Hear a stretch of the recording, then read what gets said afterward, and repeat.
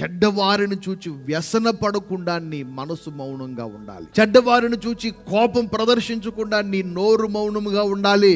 లోకస్తులను చూసినప్పుడు వారి ఆశీర్వాదాన్ని చూసి మత్సర పడకుండా నీ నోరు మౌనంగా ఉండాలి. అప్పుడప్పుడు క్రైస్తవ సమాజంలో చాలా మంది నోట, ఒకరిద్దరు కాదు, ఇంచుమించు చాలా మంది నోట వినబడే ఒక మాట ఏంటంటే, ఏమంటే మేము దేవుని కొరకు ఇంత భక్తి చేస్తుంటే కూడా దేవుడు మమ్మల్ని ఎందుకు ఇంకా ఇలా ఉంచుతున్నాడు?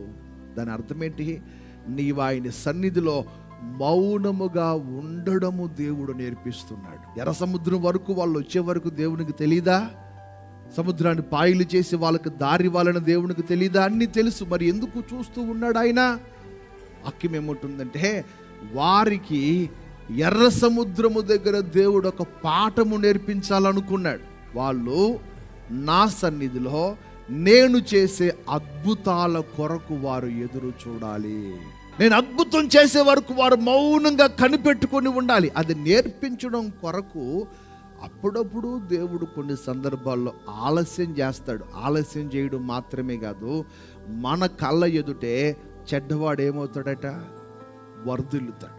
నీతి లేనివాడు వర్ధిల్లుతున్నాడు, దరిద్రుడు వర్ధిల్లుతున్నాడు, పనికి మాలిన వాళ్ళందరూ వర్ధిల్లుతున్నారు. వాళ్ళందరిని చూసినప్పుడు నువ్వు మౌనముగా ఉండడం నేర్చుకుందువుగాక.